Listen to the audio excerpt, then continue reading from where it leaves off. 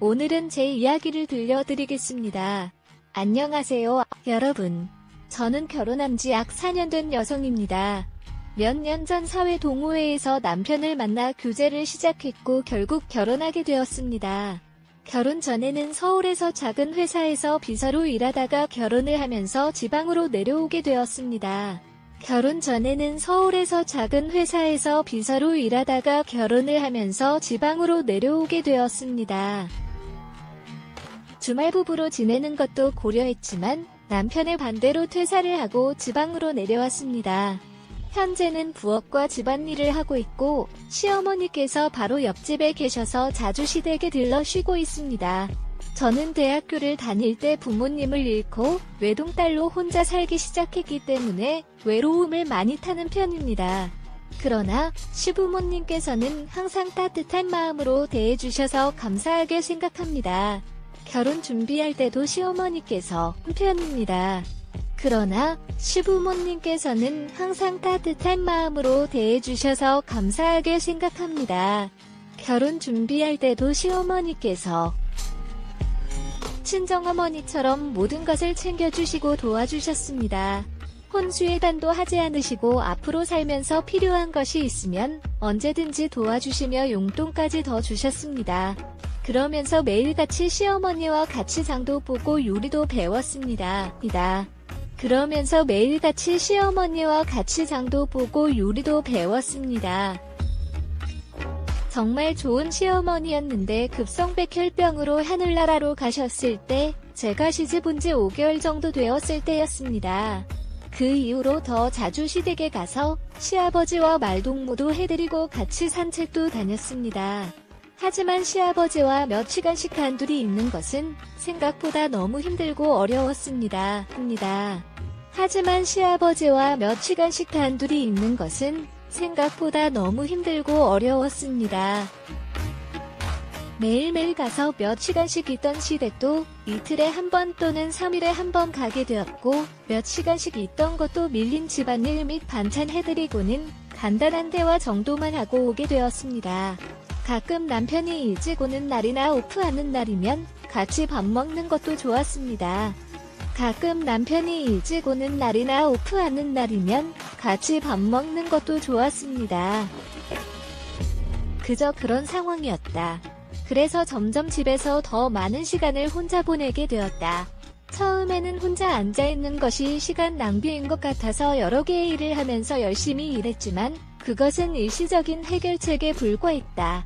집에서 혼자 있기 싫어서 동네를 걷기 시작했다. 그때 내 집 근처에 작고 귀여운 카페가 열렸는데 커피 한 잔에 1,000원만 받았다. 동네를 걷기 시작했다. 그때 내 집 근처에 작고 귀여운 카페가 열렸는데 커피 한 잔에 1,000원만 받았다. 남편이 출근하거나 야간 근무가 있어서 자고 있을 때 내가 할 일이 있는 간단한 가사 일을 끝내고 노트북을 가지고 그 카페로 갔다. 노트북으로 인터넷을 검색하면서 커피 한 잔을 마시는 것이 참으로 행복하고 즐거웠다. 커피 양이 적을 때도 있고 때로는 내가 지켜보는 것 같은 기분이 들기도 했지만 그래도 좋았다. 나이가 들어가고 있는 내 자신이 슬프게 느껴지는 순간도 있었지만 그 카페 주인이 양년님이라고 불러주면 기분이 좋아졌다. 그래도 좋았다. 나이가 들어가고 있는 내 자신이 슬프게 느껴지는 순간도 있었지만 그 카페 주인이 양년님이라고 불러주면 기분이 좋아졌다. 기분이 다시 좋아졌습니다.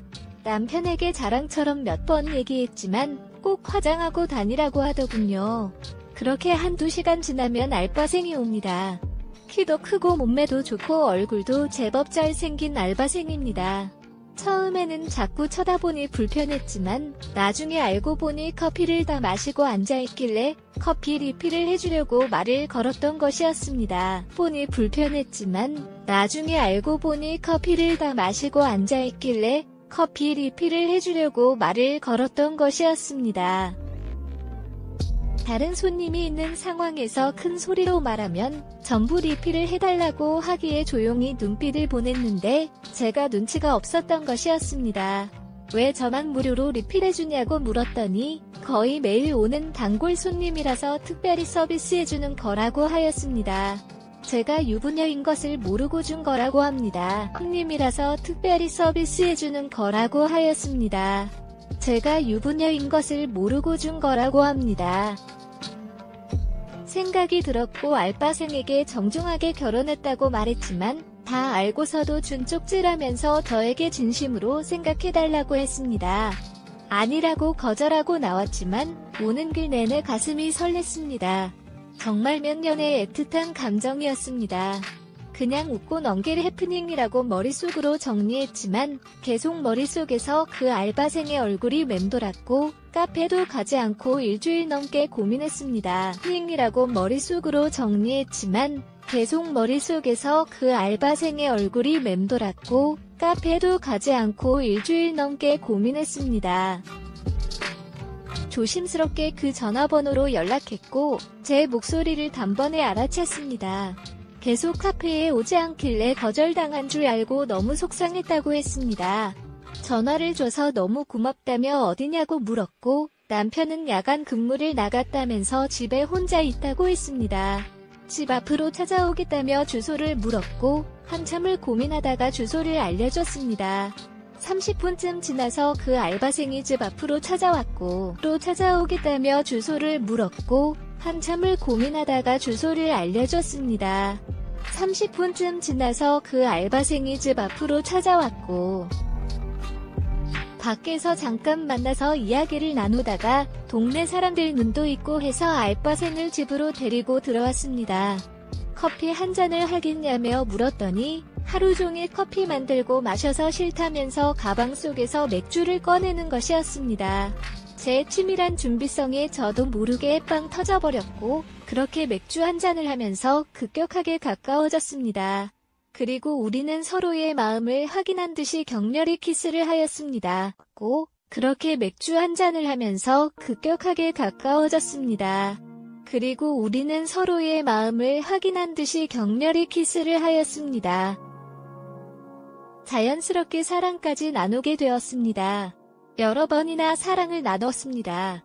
세 번째인지 네 번째인지 모르겠지만 사랑을 나누고 있는데 시아버지께서 야구방망이를 들고 집으로 들어오셨습니다. 시아버지는 그 알바생이 저를 강간하는 줄 알고 야구방망이로 때리셨고 결국 모든 진실을 알게 되셨습니다. 시아버지께서는 우리 집에서 여자 비명 소리가 나길래 도둑이 든 줄 알고 주무시다가 급하게 달려오신 것이었습니다. 진실을 알게 되셨습니다. 시아버지께서는 우리 집에서 여자 비명 소리가 나길래 도둑이 든 줄 알고 주무시다가 급하게 달려오신 것이었습니다.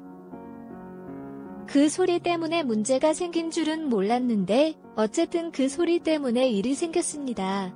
시아버지께서는 알바생에게 사과를 하시면서 더 이상 함께 만나거나 연락하지 말라고 경고하시고 저를 집에서 내보내셨습니다. 그리고는 제게 이야기를 나누고 싶으셨다며 남편께서도 이 사실을 알아야 한다며 내일 퇴근하시면 같이 집으로 오라고 하셨습니다. 저는 딱 한 번의 실수였다며 다시는 이런 일이 없도록 노력하겠다고 말씀드렸습니다. 시아버지께서는 본인이 용서하고 말고 할 문제가 아니라며 미안하다고 하시면서 신발을 신으셨습니다. 저는 속옷도 입지 못한 채 외투만 걸치고 시아버지를 따라 시댁으로 갔습니다. 거실에서 무릎을 꿇고 잘못했다며 한 번만 용서해달라고 말씀드렸지만 문제가 아니라며 미안하다고 하시면서 신발을 신으셨습니다. 저는 속옷도 입지 못한 채 외투만 걸치고 시아버지를 따라 시댁으로 갔습니다. 거실에서 무릎을 꿇고 잘못했다며 한 번만 용서해달라고 말씀드렸지만 할 말이 없다고 하시고는 안방에 들어가서 침대에 누우셨습니다. 한참 동안 무릎을 꿇고 고민한 끝에 입고 있던 외투를 벗고 조용히 침대로 가서 누웠습니다. 제가 도와드릴 일이 있나요? 라고 물어보니 시아버님은 주무시는 것처럼 보였지만 거친 숨소리에서 제 말을 들었음을 알 수 있었습니다. 눈을 감고 조용히 기다리고 있었습니다. 처럼 보였지만 거친 숨소리에서 제 말을 들었음을 알 수 있었습니다. 눈을 감고 조용히 기다리고 있었습니다.